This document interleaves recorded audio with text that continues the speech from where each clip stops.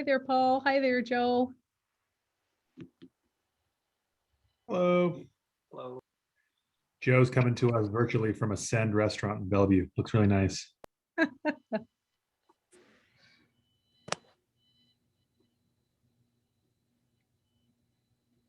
Meeting to order. Good evening and welcome to the commissioners and to members of staff and members of the public who've chosen to join us this evening.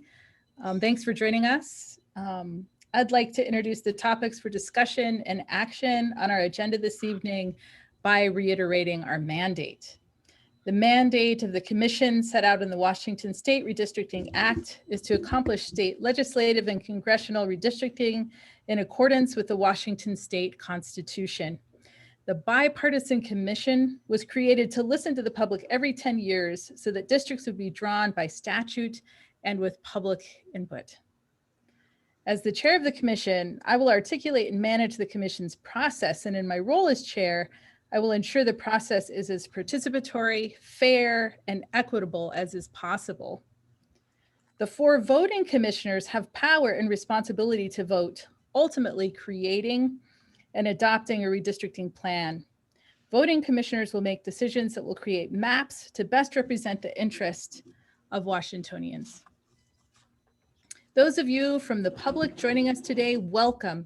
It's my goal to engage communities across Washington as fully as I can and to hear and address your concerns and requests. Throughout our tenure as commissioners, we'll hear public comments that are important, ideas and requests, and even injustices that may fall outside our ability to effectively respond. There are issues you may bring forward in your public comments that we may not be able to address. We can listen to you and be sure to capture your thoughts, questions, and requests. I will do my best to synthesize these in every meeting, and we will respond to them as we are able. We will certainly deliberate on the issues where we do have jurisdiction, and where we don't, I'll do my best to refer you to those who may be able to respond more effectively. We have received some requests for the removal of a commissioner. The commissioners have each independently considered whether the commission has the authority to remove any voting commissioner appointed by the legislative parties pursuant to statute. The commission has also sought legal advice on this issue. The commission has concluded that it does not have the authority to remove a commissioner. We understand that many members of the community have very strong feelings on this issue, and we very much want to provide an opportunity for the public to be heard on this issue. But providing that opportunity needs to be balanced against the tremendous amount of work that the Redistricting Commission has before it. To balance all of the important and urgent matters before the commission, we would ask that after today, that members of the public direct their comments and requests about this issue to the legislature. We ask that the public comment period for future meetings be reserved for matters that the commission has authority to address. So now I'm going to just call roll. Commissioner Joe Fain. Present. Commissioner Paul Graves. Present. Commissioner April Sims. Present. Commissioner Brady Walkinshire. Present. And I called roll in alphabetical order by last name. During our discussions, I will call on you each, commissioners, in an order that I will use throughout our meeting this evening so that each of you can anticipate when it's your turn. I will rotate for each discussion so that whoever speaks first will change in each discussion. So our order tonight is Commissioner Graves, Commissioner Walkinshaw, Commissioner Fain, Commissioner Sims. Our first action item tonight is to approve the meeting minutes for the meeting we held on February 21st, 2021. Is there a motion to approve the minutes? Or have you had a chance to take a look at them? Okay, a second. Second. Are there items for discussion or amendment? All right, all in favor? Aye. Aye. Opposed? All right, well then the motion passes.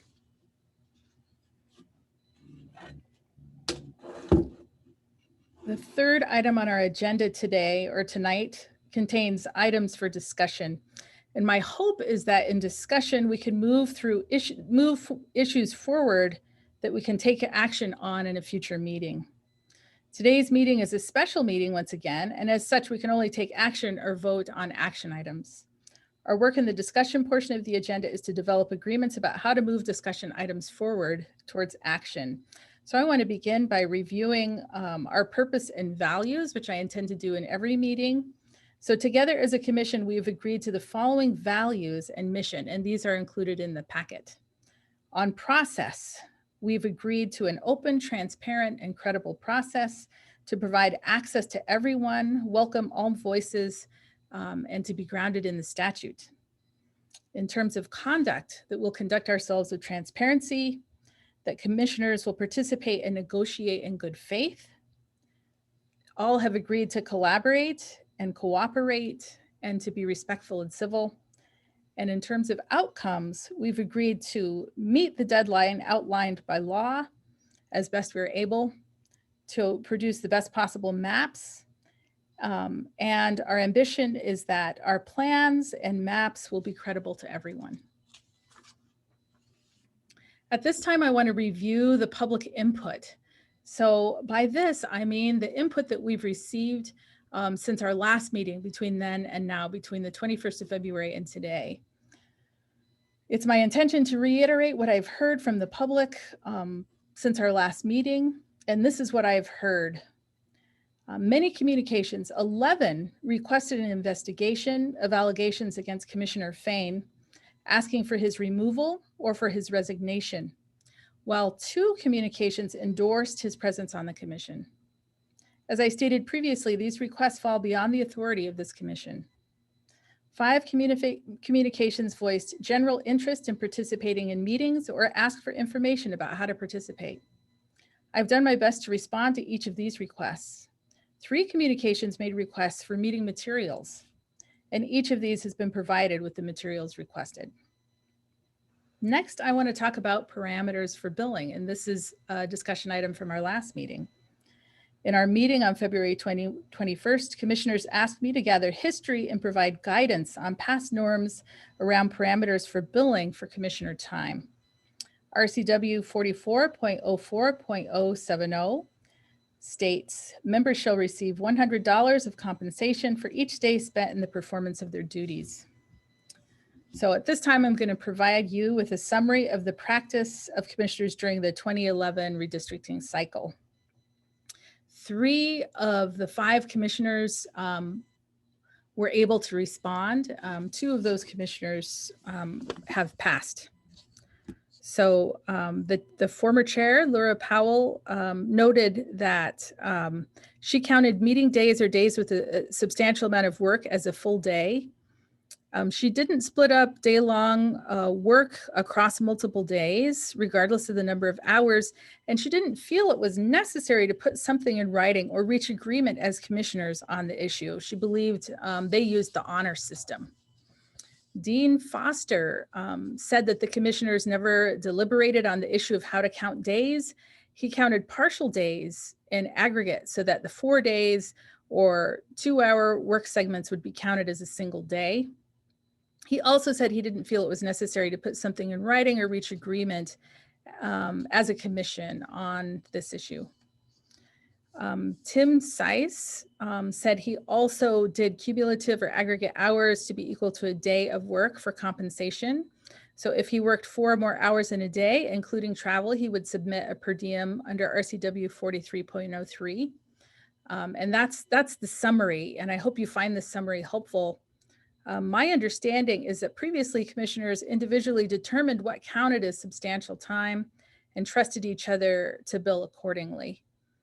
So I guess I'd just like to ask if you have comments, beginning with Commissioner Graves. There is a precedent for this in the legislature when the legislature goes into this, well, during session and then in special session, there's a similar kind of per diem. And I think there's a similar process where it's each legislator kind of keeps track of his or her own time and then submits per diem requests as he or she feels appropriate. And I think, perfectly fine with going with that system.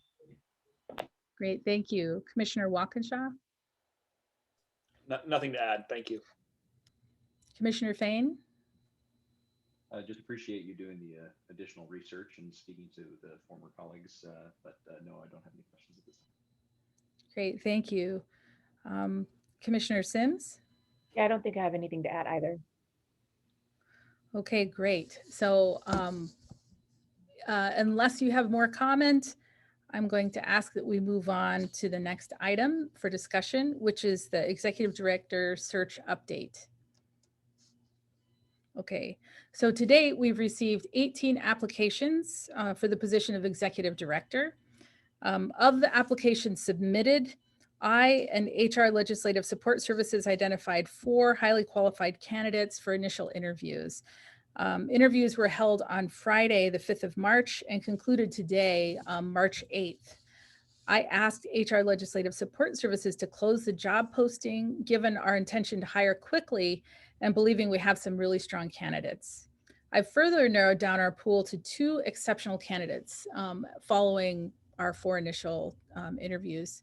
We've scheduled long interviews with these 2 individuals, and I've invited nonpartisan senior staff to sit in and provide their feedback. My intention is to identify a finalist for your consideration. And if you're willing, I will ask HR to schedule interviews for each of you with the finalist. In order to move quickly, I suggest that bipartisan dyads interview the finalist. I think it's probably unlikely that all of us will be able to coordinate our schedules in a timely manner to interview together. So Commissioner Sims actually suggested bipartisan dyads, and I think that's a great suggestion. My hope is that we can then deliberate at our meeting on March 15th during an executive session, and then we would be authorized to hire. So I'd love to hear your comments, beginning with Commissioner Fain. Well, I appreciate the update and also the work that you've done to narrow it down. When I heard a little bit about the quality of the candidates that were applying for the position, I was actually a little bit floored, considering 10 years ago it was a real struggle at that time to try to find some folks to come in and work in these positions, given the time constraints and the short-term nature. So I'm actually really excited that we've got some good folks, and we look forward to interviewing them. Great, thank you. Commissioner Sims? Yeah, I appreciate all the work that's gone into, reviewing the applicants and interviewing them, and the work that will go into bringing a final applicant for our consideration. And look forward to, meeting the final 1 or 2. You said just 1 top candidate for our consideration, not the top. I'm open to what you want to do. My primary concern right now, April, is time. So one of the things I wondered, if you wanted to interview the top 2, which would probably be terrific, is if you would be willing to connect with each of them by phone yourselves, so that we wouldn't have to schedule interviews for you. That might be a way to do it. That's how each of you interviewed me. And so I thought that worked out pretty well. If you think that would be a process we could follow, I think getting HR to schedule interviews for you, it's kind of a tall order, given that there are 4 of you between now and a week from now. And we could also extend the timeline if you wanted to do that. Well, I think time is, of the essence at this point, and I'm starting to feel a little anxious that we don't have an executive director yet. So I would not suggest that we postpone our hiring timeline, but I think I would love to at least have a conversation with the top 2 candidates and provide you my input. And I don't know if you want to talk about, a standard format that we use for doing that, or whatever the rest of the commission feels comfortable doing, but I would certainly love to talk to both top applicants. Thank you, Commissioner Sims. So I'm going to respond to you directly so that I won't forget my direct response. We have asked a series of standardized questions. We will have it across 2 interviews. So I think it would be okay for you to ask your own questions. We can give you the materials from the interviews with ratings, And you can take a look at those and then ask the questions that you like if you want to do it that way. That sounds great. All right, great. Commissioner Graves? Thanks, yeah, again for working so hard on this so far. I think that's a good plan. That if we can get the material on them, and then we can just plan on giving him a call directly. I agree that that's how we interviewed you, and I likewise thought that worked out really well. So I'm on board with that. Okay, great. Commissioner Walkinshaw? Yeah, thanks for all the hard work. This is great. I've also, just similar to what Commissioner Fain said, encouraged by the quality of applicants. A lot of great people. I like the idea of interviewing two candidates. I think that sounds like a great plan. I also personally, though, feel, Commissioner Sims and I haven't spoken about this, but I personally feel fine if I'm happy to waive kind of my interviewing activities next week if we wanted to, if anyone wants to waive theirs, but I'm happy to waive mine for ease of scheduling. Okay, great. So so the long interviews with senior staff and myself will take place on Wednesday. So that's on the 10th of March. And what I would like is for those people who want to conduct interviews to do so by Monday, which is the 15th. So that gives just a few days for you to do that. So what I'll do then is ask HR to help ease that process. The way we did it when you were interviewing me is I simply had your phone numbers and I called you. I don't know if that's going to be the best way, but I'll ask HR to help each of you to navigate that so that you'll be able to interview both finalists on your own. And would anyone else like to demur from interviewing? I'm not asking you to do that, but since Commissioner Walkinshaw suggested that, anyone, or are you the other three commissioners ready to interview two candidates? I'd like to speak with both of the candidates, but I will not make my schedule a condition of moving forward. So if for whatever reason I'm not available, or if it doesn't work out, we'll see. We certainly shouldn't slow things down, but if available, I think both of the finalists are going to work really hard to accommodate you. That's my guess. All right, well, I think we have a process outlined. We will conduct long interviews on Wednesday. We'll submit our findings to you, to all four of you, and then I will instruct HR to help you determine how you want to interview two finalists. All right, terrific. Next item on the agenda is actually public comment, and I scheduled public comment ahead of action items. It seems like that worked out well last time, and I think that's what we'll do tonight as well. So folks who've had a chance to take a look at the packet may want to comment on those items prior to taking action. So our public comment period is just 15 minutes. And once again, to members of the public, I will call your name in groups of 3, at which time your status in Zoom will change from observer to panelist. When it's your turn, I'm going to call your name and you will have 1 minute to speak. At the end of your allotted time, you will be muted. We realize that 1 minute is a very brief time in which to share your comments. We've restricted the time today because of the amount of business we have on the agenda. We're interested in what you have to say and urge you to send your written comments to us via the following email address, which is comment@redistricting.wa.gov. And that email is also available on the website all the time. You can always submit your written comments there.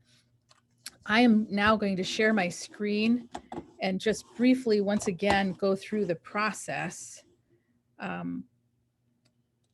for folks who are going to be engaged in public comment.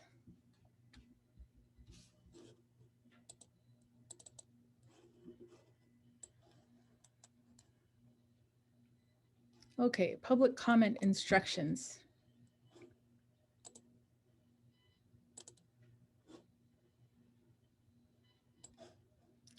So you're going to click or tap the link included in the Zoom instructions, and this link is unique to you. It's prohibited from being shared. If the meeting is not yet opened for attendees to join, you'll see the following message. Well, it doesn't matter because the meeting has opened. Once you've joined the meeting, you will be in the attendee view, and you will be able to adjust your microphone and speak by clicking the upward arrow next to the audio settings. When it's your turn to testify, the chair, that's me, will call your name. At this time, you will transition to the panelist view where you will be given permission to speak. During this transition, your Zoom window will briefly disappear and indicate it is rejoining the meeting. So don't hang up or panic at that point. It just takes just a few seconds. Once you've rejoined the meeting as a panelist, audio and video controls will display in the lower left corner. To change to gallery view, you want to change to gallery view to see the testimony timer. While on a desktop or laptop, locating the view icon in the upper right-hand corner of the window. Select gallery view. If you are on a phone or tablet, swipe left from active speaker view to change to gallery to view the testimony timer. Click the start video button and unmute to begin speaking to the commission. And once again, these instructions are available on the website as well. So now I'm going to close. I'm going to stop sharing my screen.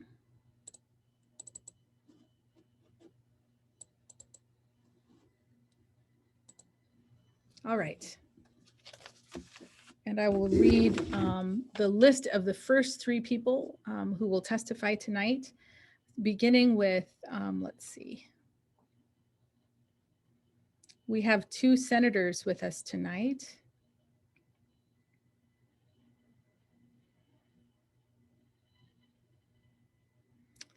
Beginning with Senator Jeff Wilson. And Maria, can you remind me this? I printed this list this morning, and so I don't have the other senator on my list. Neither of them are in the meeting right now. So we could maybe go forward with some other testifiers, and if they come into the meeting, then we can call them up.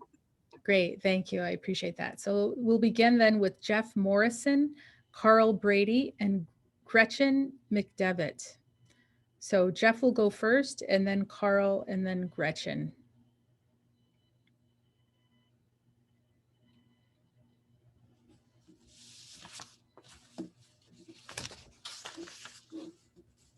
Chair, Jeff, Carl, and Gretchen are not in the meeting yet either.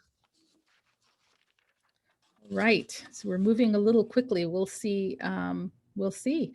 The next 3 are Rennie Storm, Kelly Payne, and Terry Bates.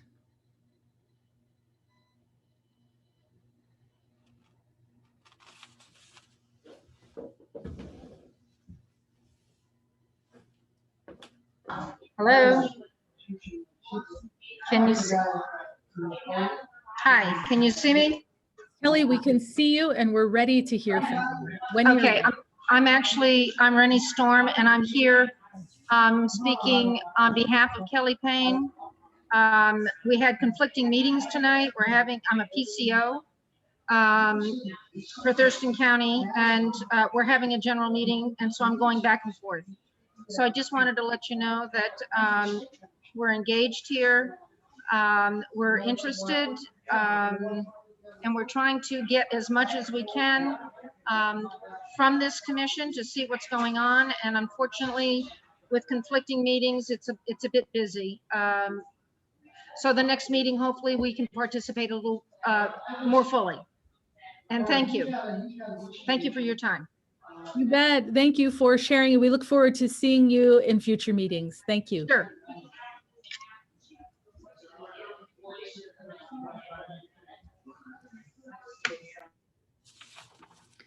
Okay, next is Kelly Payne. Oh, that was Rennie for Kelly, and then Terry Bates. I'm speaking for Kelly, so mark her off. Right, got it. Chair, that was the only person who showed up from that panel. Terrific. So next is Jeffrey Olson, Carol Moeller, and Susan Griggs.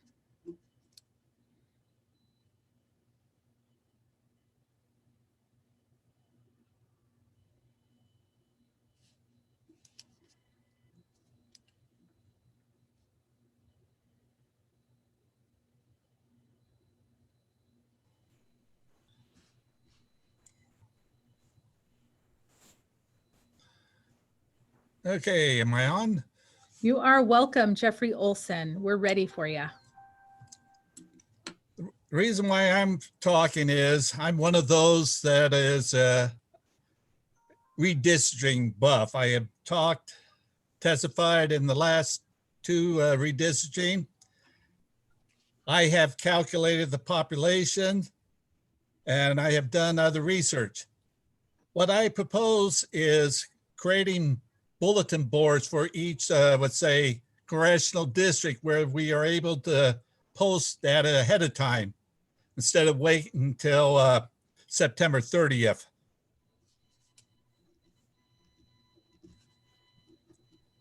And I'm free to answer anyone's question. Okay, well, why don't you tell us more about that, Mr. Olson?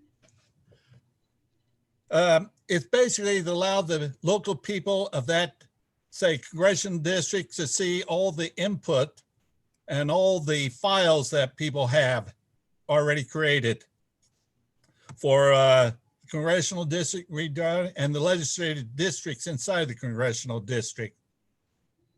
Having data available would help the discussion along. And I have plenty of data. All right, terrific. Thank you very much for coming and sharing that with us. All right, next is Carol Moeller. Hello, I am just here to gather information. I'm just trying to educate myself on the process, and so I have nothing to add or no questions at this time. Thank you. Thank you for joining us tonight, Carol, and we look forward to seeing you at future meetings. And next is Susan Griggs. Hello, my name is Susan Griggs, and thank you for allowing me to testify. I grew up in Puerto Rico and went to Washington State in order to pastor a Spanish-speaking congregation in Wenatchee. And I discovered that the emphasis that is placed by the white American culture on the written word is not evidence in all of the other cultures in Washington State, who put more emphasis on the oral word and the relationship between individuals. I know that there isn't going to be that much time for people to give public testimony, and I want to make sure that you do provide those opportunities for individuals to provide public input, not only through written testimonies, but also through oral testimonies, either in person or through pre-recorded videos. I would recommend that the commission provide a YouTube channel where individuals could upload their videos. I would also like the commission to facilitate the ability of persons who speak up. Thank you, Ms. Griggs. I appreciate your testimony, and I didn't catch the last part of what you said, but I imagine you were asking for multilingual capacity. So I appreciate that. Thank you. And next is Andrew Brewer, Toller Brian, and Casa Hannon.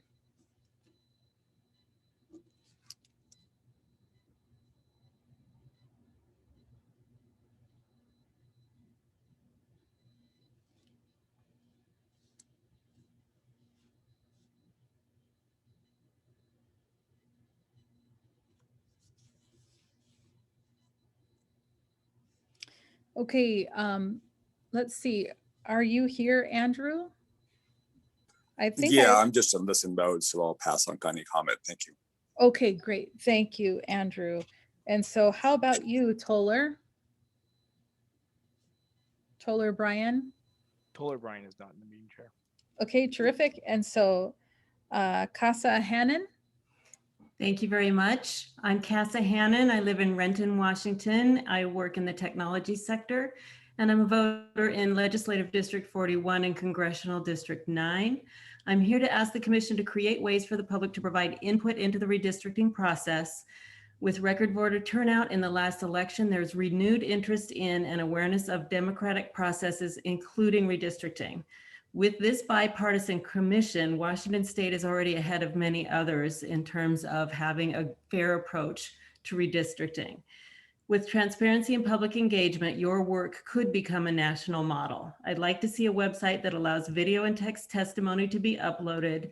I'd like to see ways for community gatherings to be able to generate maps. I'd like to see us use applications available like Dave's Redistricting app and Representable so that community meetings can propose mapping solutions.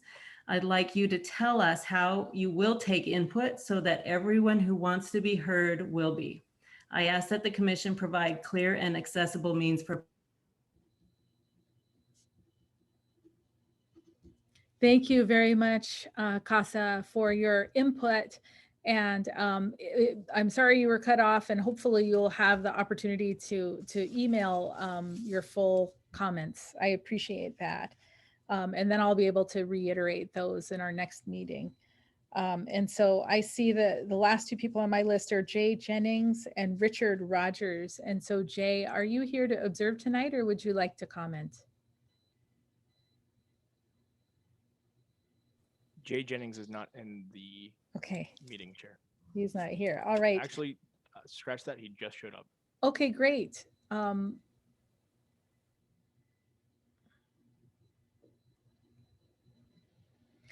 So Jay, I see that you're here. Was it your intention to testify tonight, or are you observing? Jay Jennings.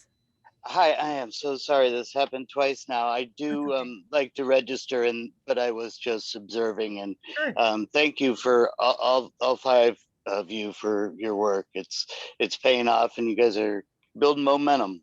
Great, thank you. Richard Rogers. There's no Richard Rogers, Chair. Thank you.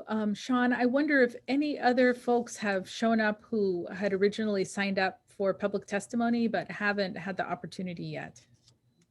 Yes, Melissa has just joined and she is ready to testify. Terrific. All right. Welcome, Melissa. Hello. You ready? Yes, we're ready for you. As you develop the outreach plan, here are insights from my years of statewide advocacy efforts. All 29 federally recognized tribes in Washington state deserve formal government-to-government outreach as early as possible. The splitting of reservations in the previous redistricting was shameful and should not be repeated. Next, when I help people understand how their communities were divided into districts, whether that's a city, a neighborhood, or a tribe, among the hardest areas to explain are what I refer to as the pokey bits. Please prioritize outreach to stakeholders in the pokey bits about how that has impacted their community. Also, relative populations among districts have changed dramatically in the last 10 years, effectively creating underrepresentation of fast-growing areas from the moment lines were drawn. Please prioritize gathering growth data to ensure boundaries remain representative for at least the first few years. Lastly, it has a chilling effect on input from survivors of sexual assault, knowing that they will be presenting to an alleged rapist. Please explore methods available to the Commission to create opportunities for survivors to participate without this hindrance. Thank you. Thank you very much, Melissa. We appreciate your testimony. And so the public testimony is always recorded in the minutes. And of course, this meeting is recorded, but I am going to reiterate the interest that I've heard tonight from people who have opted to share with us. Before I do that, I want to ask Maria, have the senators been able to join us? They have not logged on. Okay, great. So I'm just going to move forward. So what I heard is an interest in getting in involving as many people in participation, in public participation as possible in the work of the commission. And I've heard for populations by region to be posted and accessible in a way so that people from within communities will be able to access information that is specific to their community. I also heard a desire for opportunity for people to share orally and not just simply in writing. And I heard a variety of different suggestions for how we might be able to do that, whether it's in person or pre-recorded, including a YouTube channel or using other kinds of apps. I also heard a desire for reaching out to people so they can engage in group maps, and an interest in us providing really clear input on how we're going to our process for taking input. And I heard a couple of times a desire for an outreach plan for us to work specifically with Native American tribes in a government to government process, and to prioritize outreach to people who have potentially been previously separated from folks in their region. And so this concludes our public input at this time. So the next item on our agenda is to take action. Commissioner Augustine? Yes. Before we move to the next item on the agenda, I wonder if we could revisit the ED plan quickly. There's something just kind of nagging me is the process that we identified and the potential liability we might expose ourselves to if we are, interviewing 2 different candidates and not using the same criteria to evaluate them, using the questions, making sure that both of our top 2 candidates are actually interviewed and have access, that we're giving the same amount of consideration to each applicant, and what kind of potential liability that exposes our commission to if we don't follow a really clear process. So I'd like to revisit that with my fellow commissioners in terms of what we might want to do for process, knowing that we don't have a lot of time between now and next week, and that our calendars are really packed, but that we still would like to have some face time. That, maybe it's possible that we could identify a 1-hour block of time this week where we could spend time with the top 2 candidates, all 2 of us at a time or so. I mean, I don't know. I'm not sure what the right process is, but I'm a little unsettled by what we agreed to. Terrific. So I would love to hear your proposal for a process, Commissioner Sims. Please give us a process that you have in mind. So I heard a couple of things in there. One is that what if we scheduled half-hour interviews back to back? And then we could conduct those interviews in dyads, and I can provide you with the interview questions we used in our short interview. So those finalists would be hearing those questions again, but I think that's okay. You would be able to hear for yourself their answers to those the short interview questions. How does that strike you? I would be open to that. I'm happy to make time for that. Okay, Commissioner Fain. Yeah, I think that's a great idea. I think if the applicants set aside an hour of their time, and just if legal counsel believes it's appropriate, then 30 minutes with 2 commissioners and then swap. And I think that I could find an hour block this week to accommodate everyone. Great. Thank you, Commissioner Graves. Works for me too, and I'll try to make sure that I can try to be as flexible as I can this week on scheduling, because I know time is important here. Great, thank you. And Commissioner Walkinshaw? Agree with what's been said. Okay, great. So I will then, here's what I'll do. I will instruct HR to send you the initial interviewing questions and to work with you to set up half-hour interviews in dyads. I like the suggestion that it would be 1 hour and then you would swap. I'm not quite sure how to do that on Zoom, but I am quite certain that it's possible. So I will work on that, and we will somehow devise a plan between Wednesday afternoon and Monday evening, if that works. So that would be the window.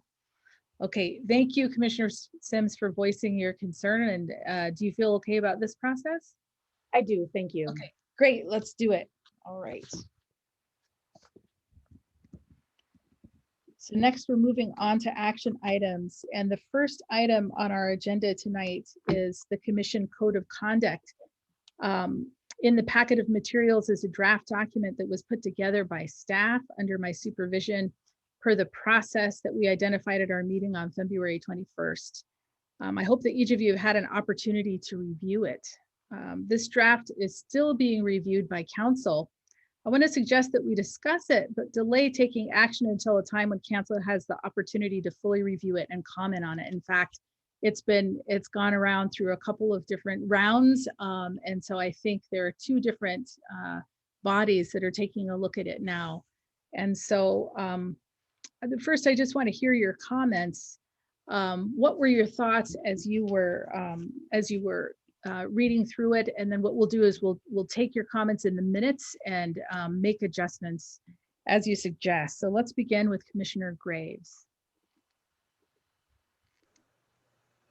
Yeah, I like it a lot. I mean, I so happen in my day job to spend a lot of my time reviewing codes of conduct like this, and it's got everything you want in there. It's got really clear statement of what we expect and who this applies to.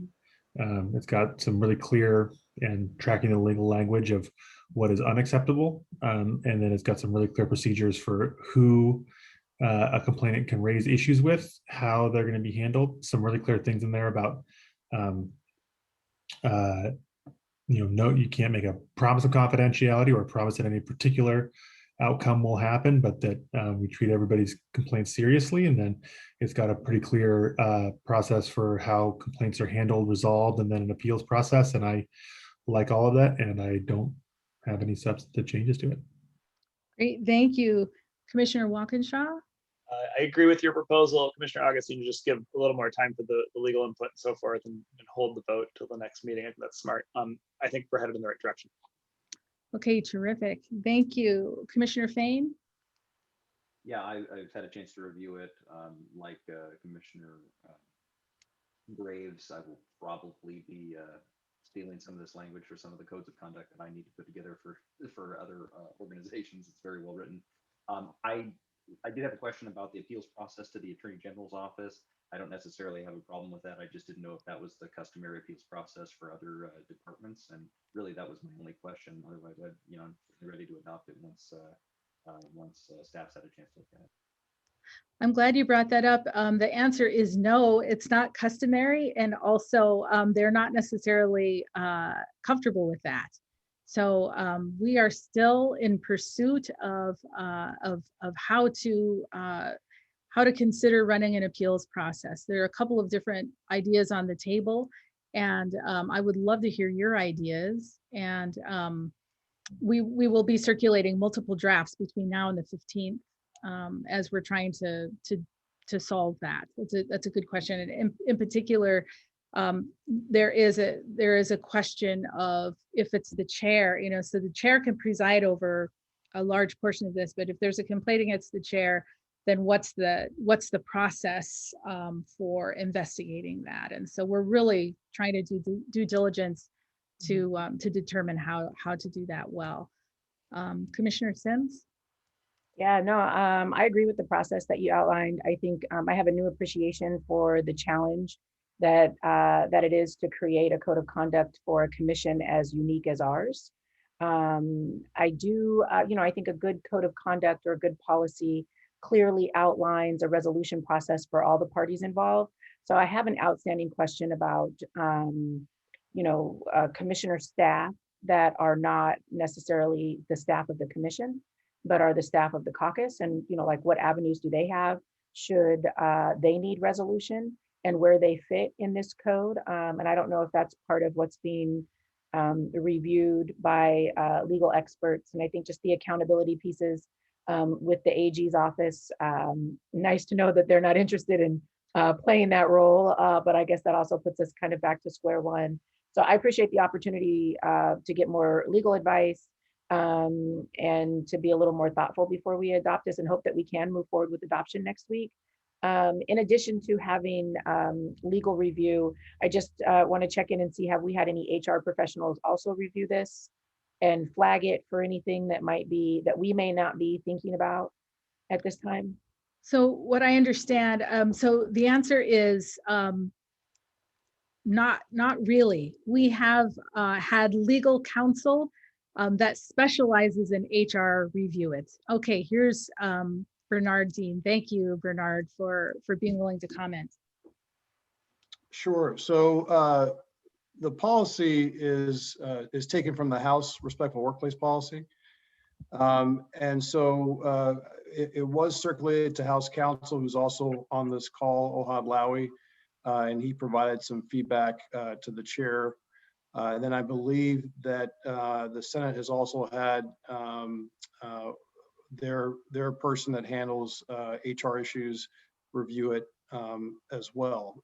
And actually, she helped draft the House policy when she was House Counsel. So, so we've had HR staff as well as our attorneys review the draft. We did have some concerns because there are some differences between how some of these situations are handled between the House and sort of the obligations that we have, particularly under the Public Records Act, as contrasted with the Commission, especially as it relates to the release of materials. And so there were some areas where we had flagged a few concerns. And likewise, we share the concern that since the Commission is ostensibly a legislative agency under Title II of the Constitution, as well as in the RTWs that pertain to the legislature, there is some concern if the Attorney General's office would be making actual decisions related to personnel matters and actually making decisions on those issues. So there were some concerns we raised with respect to that as well. So, and like I said, our House Counsel is on the line and can provide additional context if needed. Thank you, Bernard. And our AG counsel has actually provided some language in response to the issues that were flagged. And so I look forward to sharing that with all of the commissioners.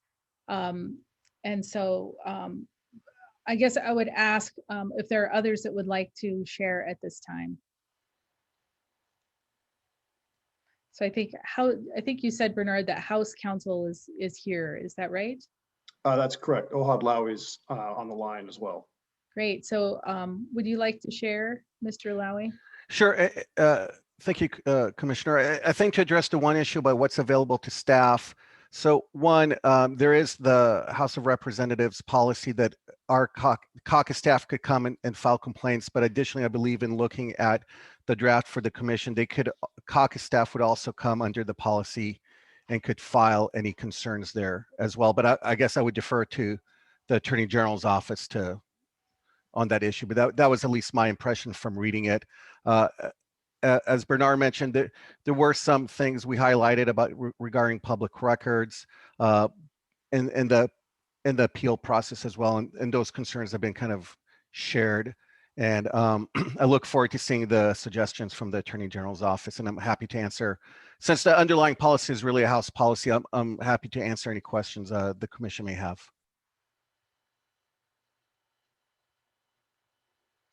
Thank you very much, Mr. Lowy, for being present tonight and for your assistance in this matter. I would ask the commissioners if you have questions for Mr. Lowy at this time. All right, thank you. So Commissioner Sims, I'll make sure that there's specific language, including caucus staff. I heard that that they could be included, or that this policy would cover them, but I'll make sure that there's specific language that's inserted. And I know there will be multiple drafts going around between now and next Monday. So if I drop the ball on that, I hope that you will flag it for me, but I think that there are enough of us paying attention that we'll make sure that that's included. Next, I want to talk about commission parameters for AG counsel. And so the commission has been assigned counsel from the Attorney General's office, and in discussion with counsel per the process outlined in our meeting February 21st, I proposed the following, and I'm going to share my screen once again so that you can take a look at this proposal. It was also submitted with the packet materials.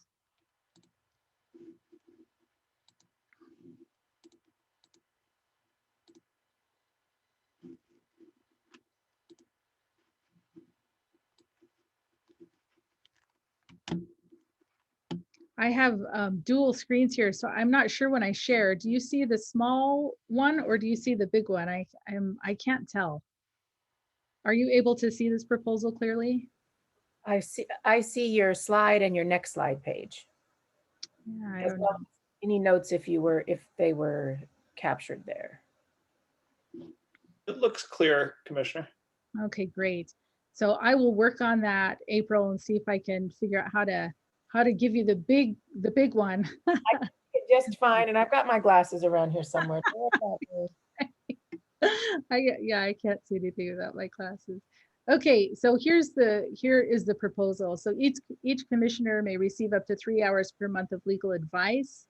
The chair and executive director may receive up to 10 hours per month of legal advice, and additional time must be approved by at least 3 commissioners. The above time limits would not apply to questions relating to the Open Public Meetings Act, Public Records Act, or preparation, publication of regular special meeting agendas, which is really helpful.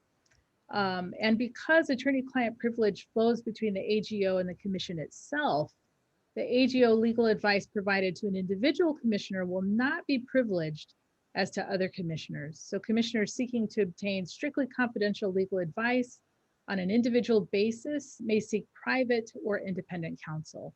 So that is the proposal before us that was created in collaboration with counsel. Just a point of clarification, is that 10 hours per person in point 2, or is that 10 hours shared between the chair and the executive director? That's 10 hours each. Okay.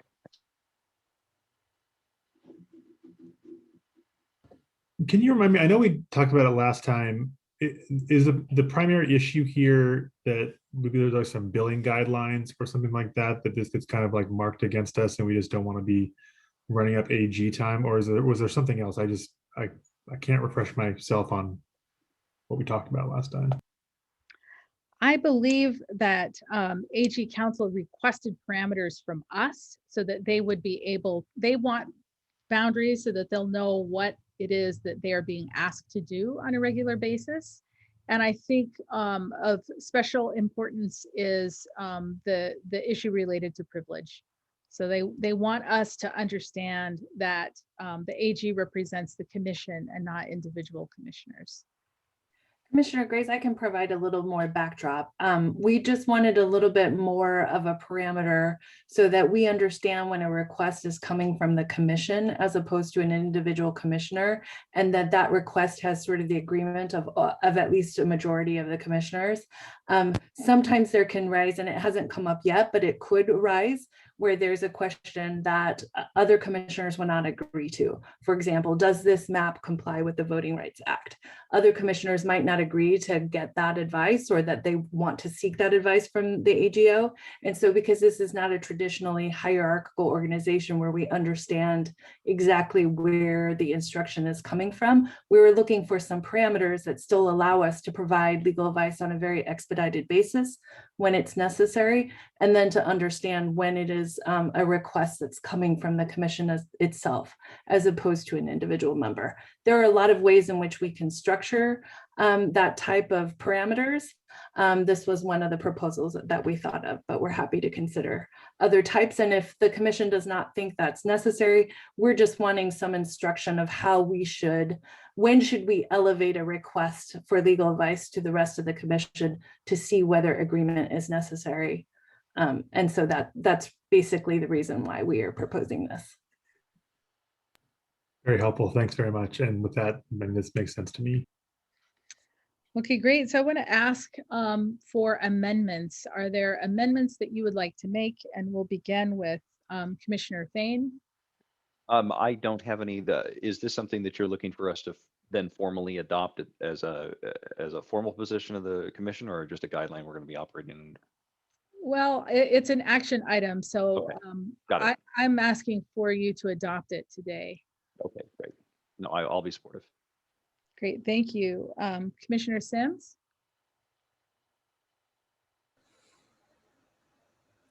I think I'm still processing why we would limit our access to legal counsel from the AG in the execution of our responsibilities as commissioners.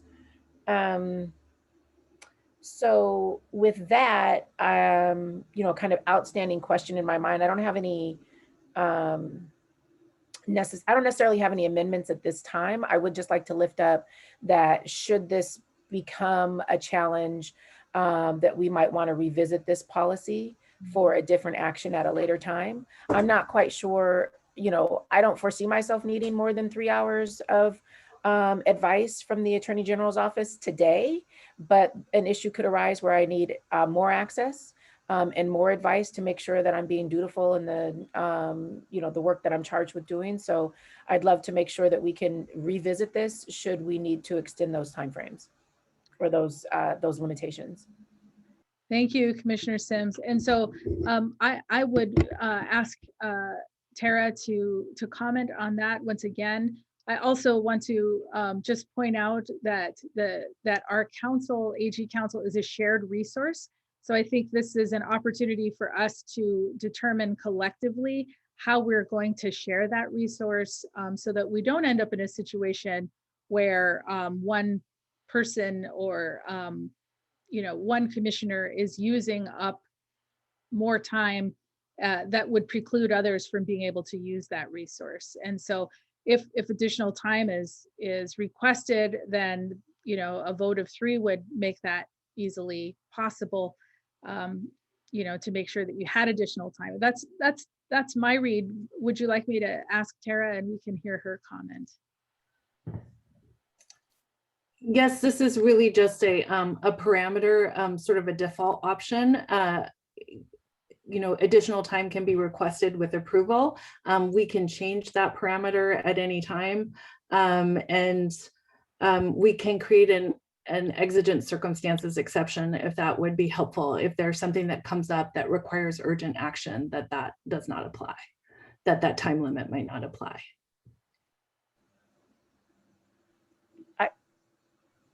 I think I'd be comfortable with that. Thank you. Yeah. Okay, so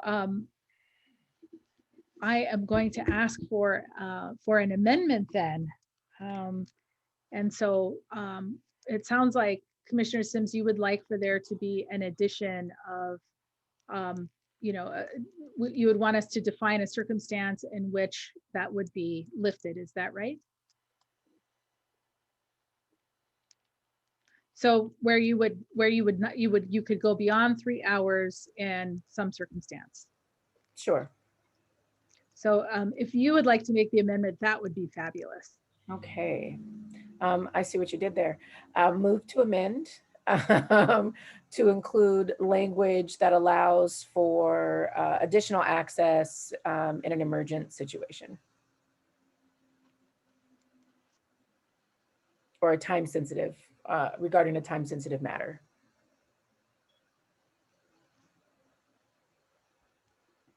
Terrific. All right. Commissioner Graves? And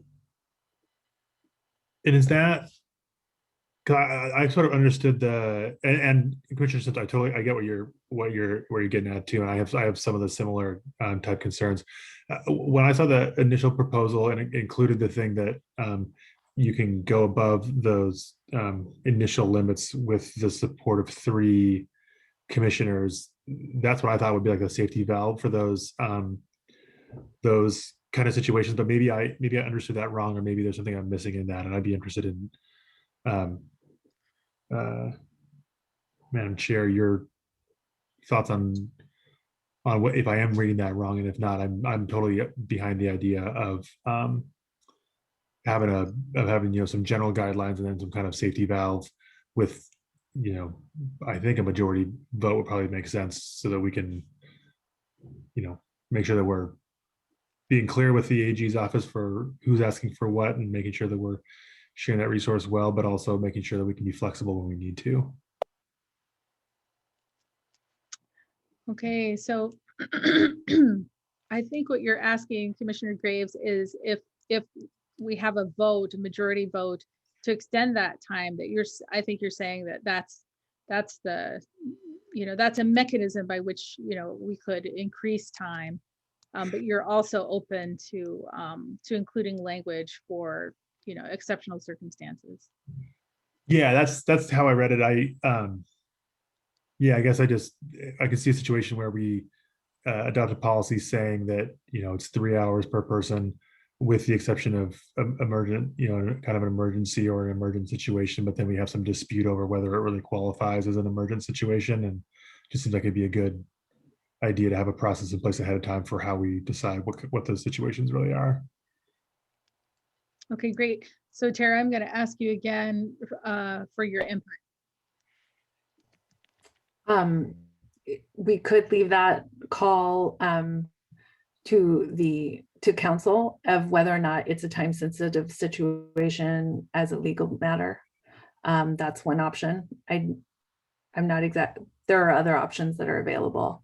We don't want to make this more difficult than it really needs to be. We're just looking for some level of instruction so that we know when to come to the commission to seek majority approval for a particular type of request. It's, if I may. Yeah, please. It sounds like there might still need to be more discussion on this and maybe bring this back next time for a vote with some of this input, unless we felt like we needed it now. My perspective on this, I'm happy to support what folks are also discussing. My perspective is, I'm sort of wondering why we need this, and I'm kind of wondering maybe just we could ask the assistant attorney, the attorney general's office, to come back to the commission if it becomes an issue that we're using too much time and ask us to propose a policy. But we may need to table this until next time for.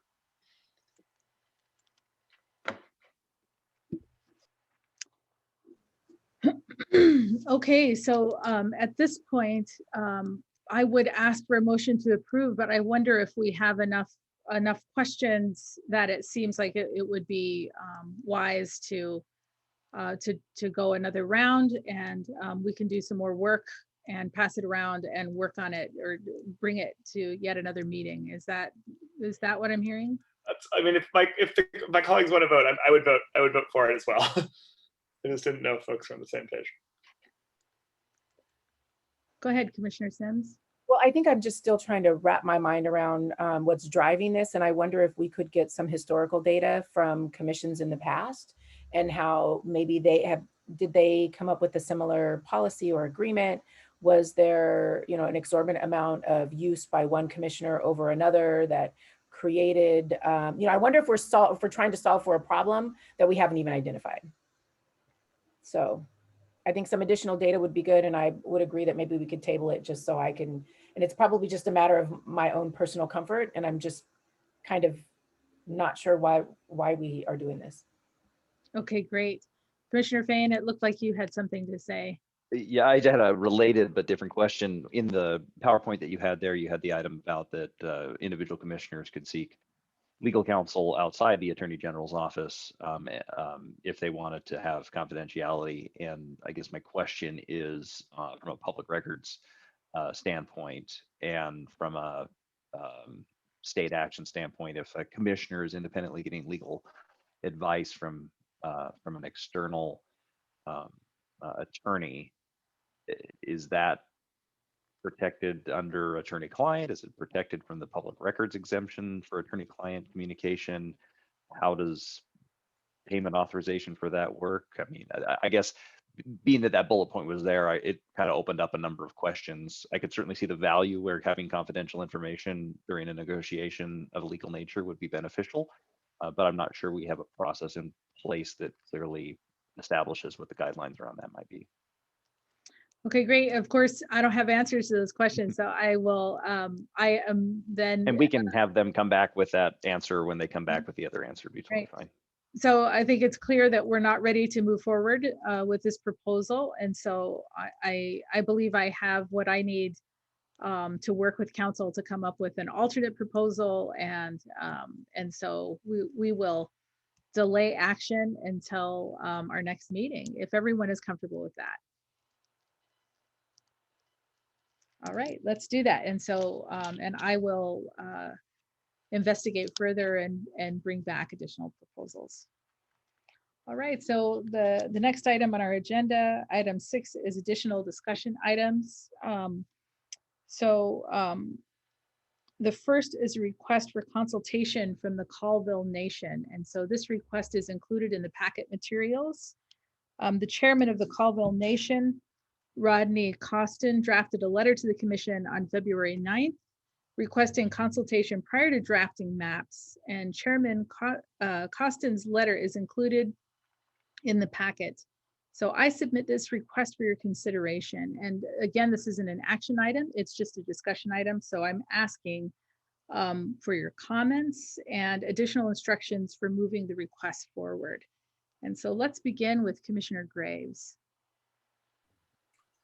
I thought it was it was a good letter. I want to make sure that we're getting input from groups across the entire state, especially ones that really care about this process and have a keen interest in it. It struck me that we probably can do a couple of things that would be useful in response to letters like that, and then some of the others that we've got and some of them that we'll surely get in the future. I think it'd be good if we had you, the chair, at least respond in some way to each one of them saying, thanks, we received it, we really appreciate it, we want your input. That we make sure that all groups like that know about our meeting schedule, and especially when we hold public hearings, if they're geographically focused on their area, so they can talk at those. And then I assume that it would be a problem from the Public Meetings Act point of view to try to schedule, an entire commission meeting for individual groups who ask for it. But it seems like it might be a useful thing to do that the bipartisan dyad idea, or maybe even just have the chair or something like that to meet with ones where meet with requests like that where it makes sense. Because I want to, really be respectful to groups that care about this and take the time to write in about it. But I also want to make sure we're not running ourselves into any public meetings problems. Great, thank you, Commissioner Graves. Next is Commissioner Walkinshaw. Thank you, Commissioner. I do think this is going to be a great activity as the executive director comes on board, who are interviewing this week and filling out the commission staff.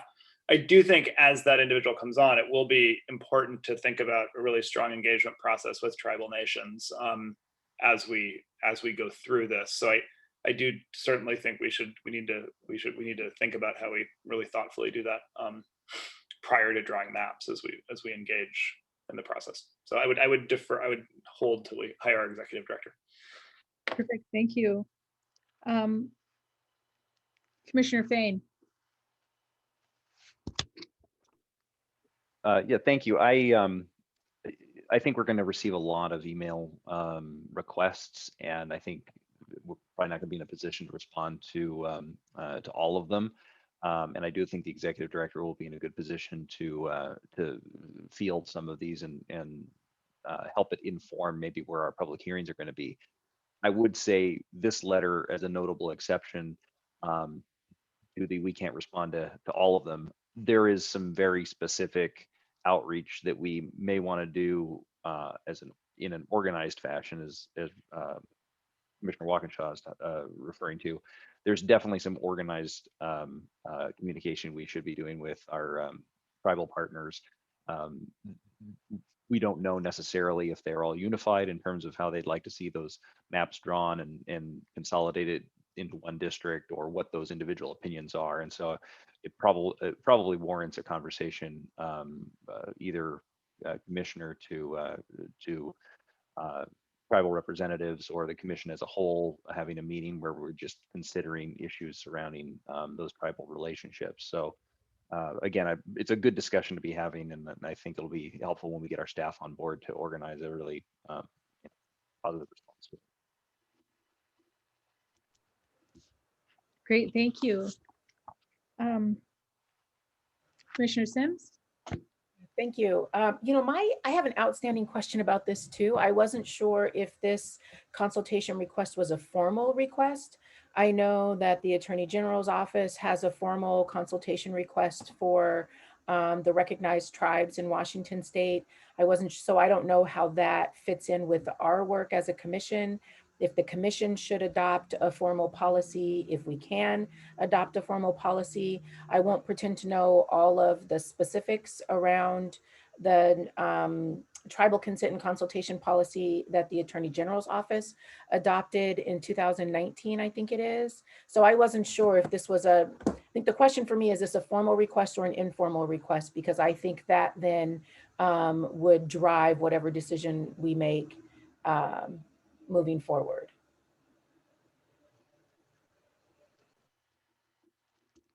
Thank you. So I can certainly find out and follow up. This seemed to me to be a formal request. I can follow up on that. It very much appeared to be a formal request to me. And so what I have done is I have reached out to the Colville Nation and let them know that we would be considering that request this evening. So there are folks here observing this meeting. And I then said that I would let them know the next steps immediately, this week of what the next steps would be. And so what I can do, Commissioner Sims, is follow up and confirm whether or not this is a formal request, and then work with council to determine appropriate action based on that, based on your advice. And we can talk about that. I do think that we are going to want to come up with a formal response specific to Native American nations. And so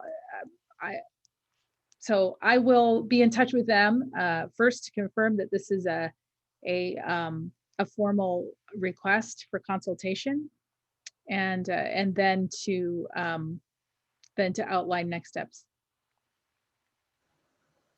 Yeah, I think it's just, I appreciate that. It's my understanding that tribal consultation is a different process, that there is a formal process involved, which is a little bit different than, I think, outreach and some of the other things that we might want to do when we get an executive director engaged or hired on. And so I just want to make sure that we are being culturally competent in terms of how we are engaging with our tribal members. So I appreciate that. Thank you. And so I will confirm and work with council to pursue that. Thank you, Commissioner Sims. All right. So finally, the last discussion item is I personally have received requests from organizations for participation in public training and recruitment or public outreach. I'm sure many of you have received similar requests.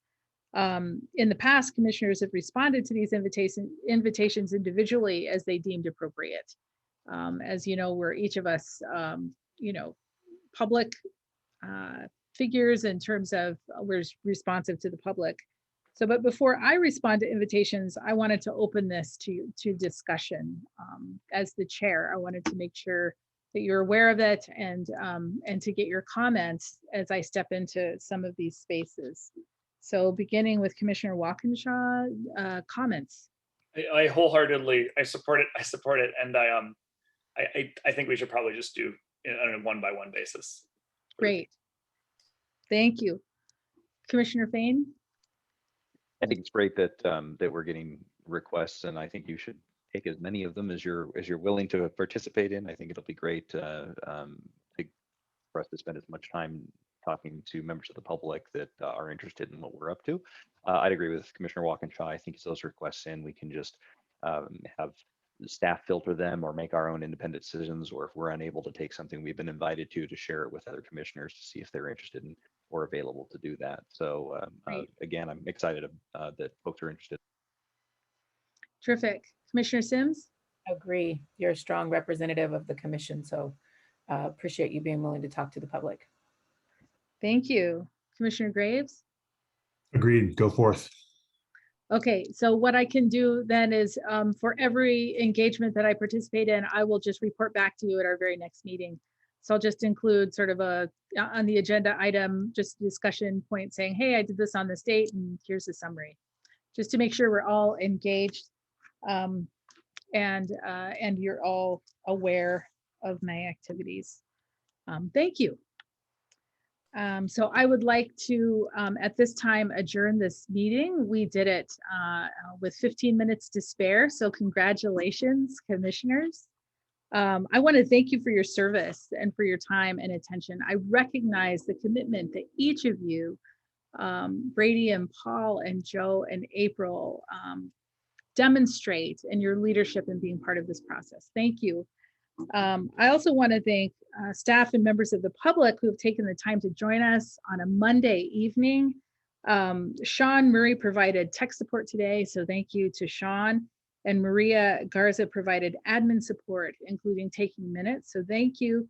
I also want to acknowledge individual commissioners, staff members who put effort into meeting commission requests, including the development of materials and drafting documents. And so thank you to Osta and Paul and Anton and Ali.